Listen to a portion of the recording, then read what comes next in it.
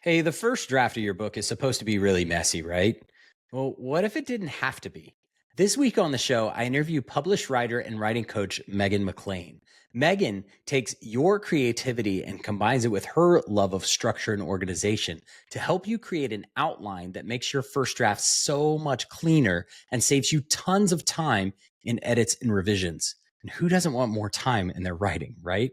This is part one of a two-part conversation. So be sure to follow and subscribe to the podcast so that you catch part two when it drops next week. But for now, let's jump into our conversation with writing coach Megan Maclaine. So you've always dreamed of writing a book, but you haven't done it yet. Why not? It's not because you don't have what it takes. You do. It's not because you don't have the time, and it's not because you don't have the right tools. I've become convinced the main thing holding you back from finally writing that book is your mindset. For far too long, we have subscribed to limiting beliefs that have sabotaged our goals, undercut our progress, and kept us from chasing our dreams of writing. Not anymore. Your story deserves to be written, and you are the only person who can write it. Fear and imposter syndrome are not the authors here. You are. The best way to battle your limiting beliefs is to get words on the page and to keep going when it gets tough. My name is TC Burr, and I am so excited to walk with you on this writing journey and to encourage you every step of the way. Because it's not that you haven't written your book, it's just that you haven't written your book yet. Let's change that. How long have you been a writer, Megan? Oh, wow. I'm one of those people that I've been writing since can remember. I remember my first birthday. The first birthday gift I remember getting was a journal from my dad. And I feel like that was something clicked in me. And I wrote all the time. I now have a full plastic bin of journals full of just writings and stories. So I've been doing it for a really long time, but I think I started taking it a bit more seriously around college. So I ended up sort of having to study English. There's a story behind that, but it wasn't my first choice because I was like, what do you do with an English degree? Nothing, right? So joke was on me though, because I really, really loved it. It felt like the perfect fit. And then I just started taking more writing classes, falling back in love with it. And it's been part of my life every day ever since. So you started to fall back in love with it. I love that. I love the story, by the way, about the journal that you got that kind of set you. That's just so awesome to me. But around college, post college, you started to really get back into writing, falling in love with writing. And then how long from then until you published? I've published some poetry, a short story, and then a bunch of different like blogs and journalism pieces. So since college, let me see. It was basically one publication a year after graduation, maybe waiting a year or so. Okay. So I graduated in 2016. I think my first publication was 2018, and then we've kept it pretty consistent at one a year since then. Maybe this last year a little bit slower because I'm working on a novel, but yeah. That's awesome. That's awesome. So I think I know the answer based on what you said earlier, but talk me through like some of your favorite tools. It sounds like you love using journals, but are there other like tell me I guess maybe behind the scenes of your process? Like do you start in a journal and then translate to something else later? Do you outline up front? Like talk me through kind of maybe what you do now and if there's been any evolution over the years as you've seen things change as a writer. Yeah, there's been a lot of evolution. Um, yeah, the process I have now is so much more intentional. I think when I first started writing novels, I'll just stick with novels because it's easier. It was just very much like I have an idea, it's really exciting. I'm just going to sit and write. I'm going to do NaNoWriMo and just write every day, hope the muse shows up, and whatever goes, goes. And then we'll fix it later. Um, and that was really fun, but not the best process. And so I then switched into like, okay, let me put together a rough outline. And so I think I honestly would just use Google Docs for that. I write it out on paper first and then maybe move those papers around to see what fits and then put it on Google Docs. And then that still kind of got me in trouble a little bit. So now my process is way more involved, but a little bit more structured, a lot more structured. And honestly, I'm still a Google Docs girl. That people be hating on the Google Docs sometimes, but I like the simplicity. I tried Scrivener, I tried some of the more, like, in-depth tools, but I really like the simplicity of just a clean, crisp Google Doc. I mean, it works, it's free, like, there's a lot to like about Google Docs. I'm not opposed. That's awesome. So, okay, cool. Thanks for sharing that. So, when did you start leaning more toward so it sounds like you're still writing, you're working on a novel, but at some point in there, you also started trying to help other writers as well, right? So, talk a little bit about kind of maybe the business side and when you started to feel like maybe this is something I should lean into, how you got there, how long you've been doing that, and maybe what some of the services that you offer.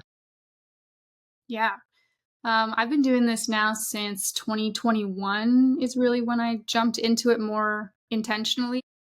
But it really started after graduation. I got a job as a communications and marketing writer. I loved that, super fun. But I was just like, man, I feel like there's two things missing. One is fiction because I that's my passion, and then two is people. I want to be working with people. I loved the creative aspect of being on a marketing team and just brainstorming with folks. But I was like, man, could I do that with people writing fiction? That would be the dream. And so 2021 is kind of when I launched my YouTube channel because I was just thinking, I feel like I have this weird ability to be creative and organized. And I know a lot of writers struggle with that. Well, with the organized piece, writers really don't struggle with the creative piece, but keeping things organized tends to keep them from finishing their stories. And I'm like, can I be a voice of organization and structure in that gap? And so that's where I kind of started leaning with my YouTube channel.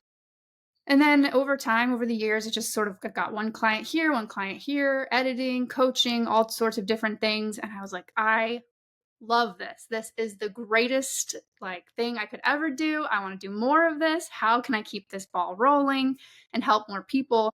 And so, really, it was last year that I kind of took the leap into more full time and trying to build out my current program, which walks writers through how to develop their stories so that, again, like writing is easier, revising is easier. They map it all out ahead of time.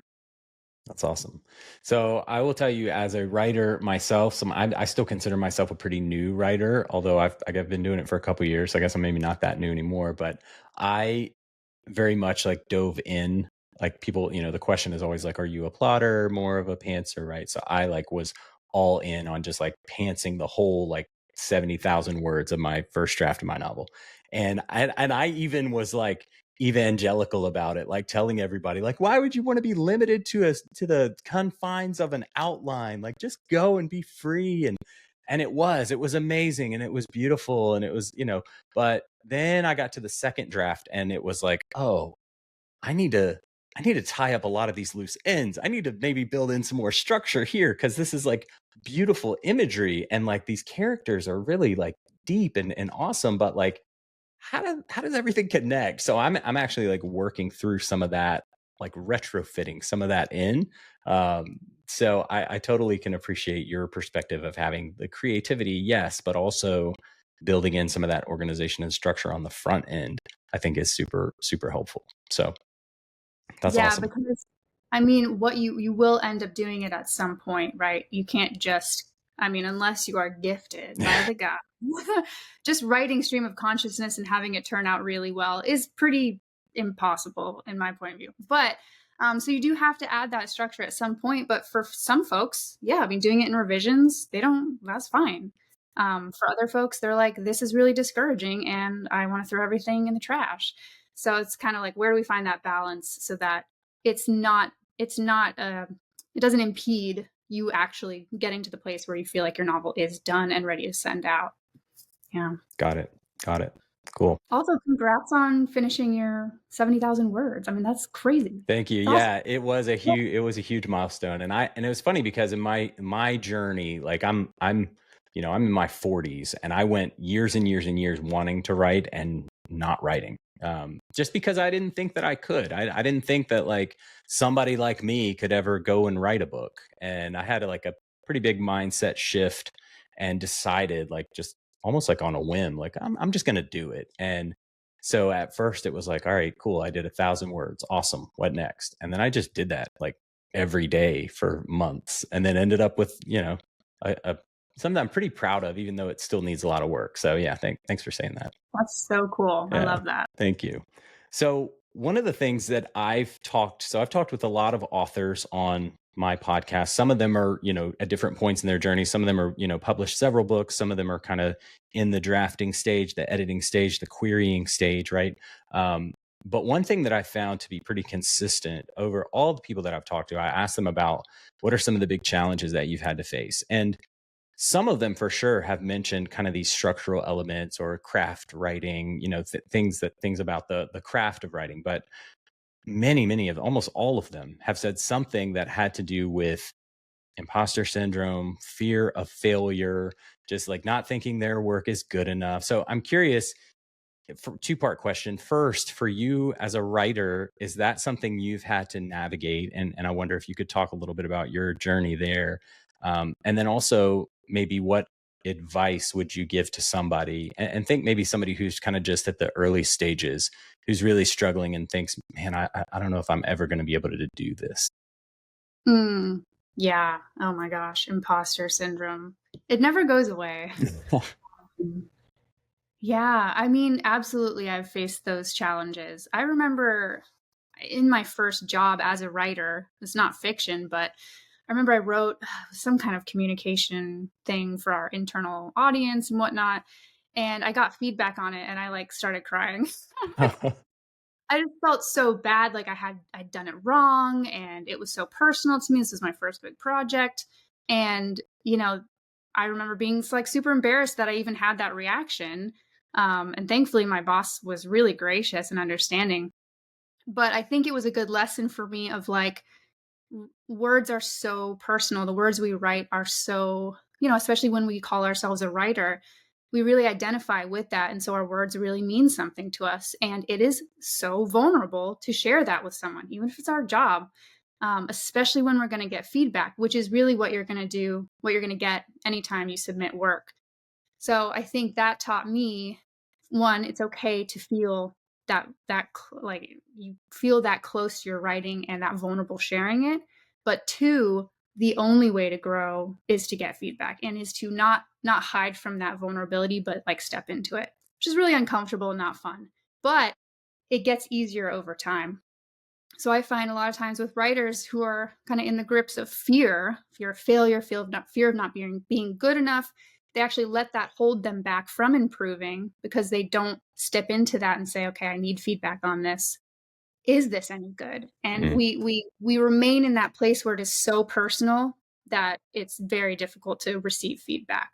The more you get feedback, the more you can look at your writing as just objective writing and it's not linked to you as a person. When I did something wrong with my internal communications, I didn't do anything wrong. I was learning.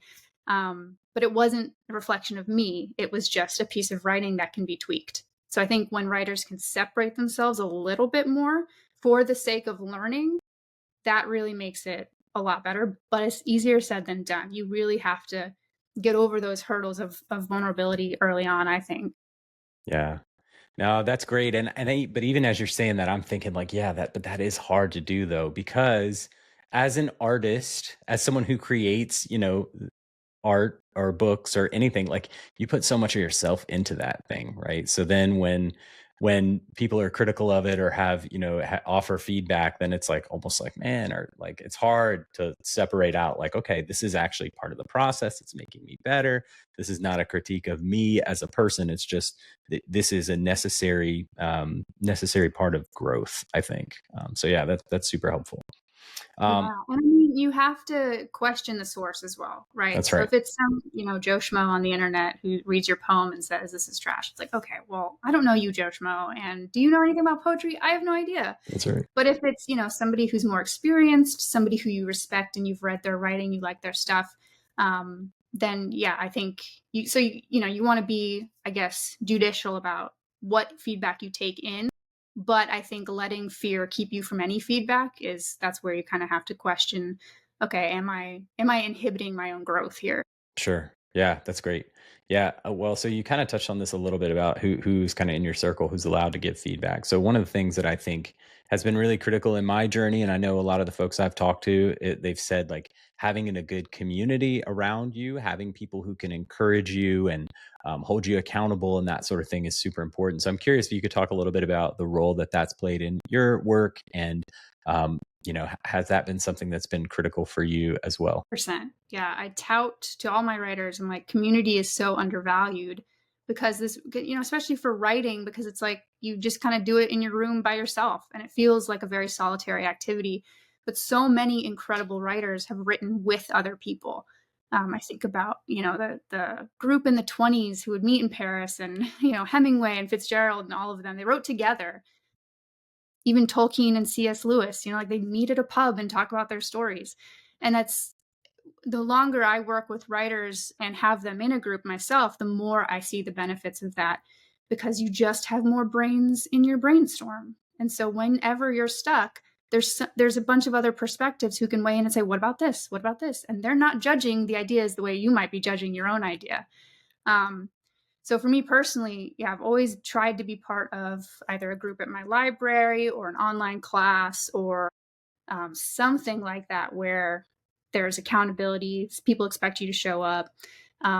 People are going to be able to give you feedback. You can practice giving feedback because that's really important as well. You need to be able to sharpen your own skills in that. But that is where the growth happens. Kind of similarly to stepping out in vulnerability. It's the same thing when you join a writing group. It's kind of scary, but it's really going to accelerate your growth, depending on the group. But most groups, most Yeah. groups that will happen. Yeah. Well, one of the things for me that was super surprising and really kind of refreshing was when I started to share about my writing online. Like, the writing community has been so incredibly welcoming and accepting of me, like, because especially early on when, you're kind of struggling with, like, do I even belong here? Like, can I even sit at the same table as some of these people, right?